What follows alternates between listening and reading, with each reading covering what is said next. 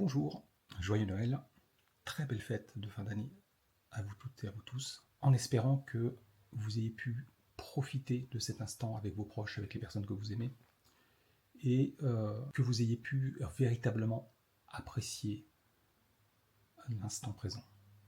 Pour ma part, ce Noël, le Noël 2024, a véritablement pris une tournure différente, a eu une saveur très particulière, puisque pour la première fois de ma vie, je n'étais pas sûr, il y a 5 mois de cela, de fêter Noël. Donc ça, j'en ai pris conscience au cours de mon évolution dans le cadre de mon cancer. Et en fait, ça m'a amené à une réflexion que je mène depuis plusieurs mois maintenant, sur le fait que la maladie, en fait, aujourd'hui, je ne la prends plus comme une punition, ce que j'ai fait au départ. Et je pense que ça a été là le tournant, en fait. Le tournant entre le moment où j'étais dans l'abandon et je me laissais véritablement partir, et le moment où j'ai décidé de me battre et que j'ai fait preuve de résilience. La maladie, ça n'est pas une punition, c'est un message. Pour moi, il y a une relation très forte entre le psyché et le soma, le corps. Je ne dis pas que le cancer est une maladie psychosomatique, ça n'est pas le cas, mais juste que la partie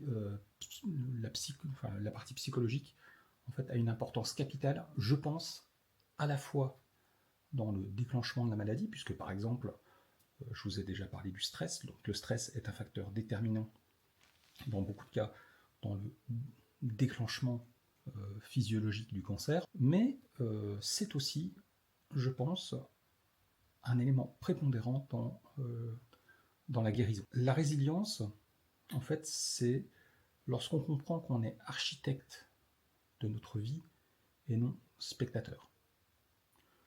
Que l'on commande à notre corps au lieu de laisser notre corps nous dicter ses règles. Toute cette phase, en fait, cette relation entre le psyché et le corps, je pense que c'est véritablement... en fait, moi, je l'ai vraiment compris le jour où j'ai su pourquoi j'étais là, dans cette vie, sur cette terre.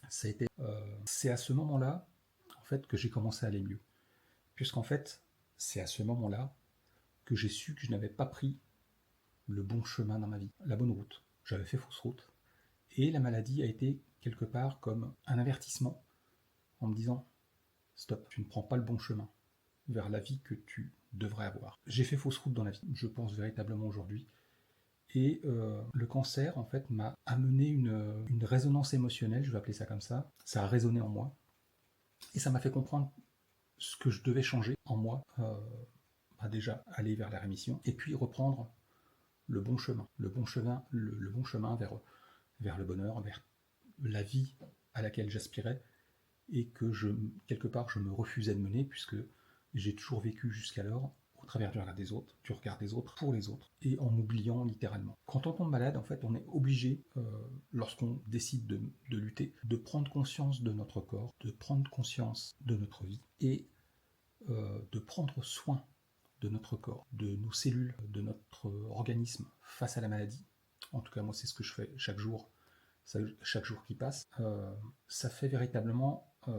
déjà, c'est la phase d'acceptation de la maladie, d'une part, mais c'est ce qui permet aujourd'hui de faire la différence entre j'ai un traitement qui va me soigner, j'ai un traitement et je fais en sorte de tout mettre en œuvre pour aller vers la guérison. Mon objectif, c'est pas seulement de prolonger ma vie, mais c'est de vivre ma vie.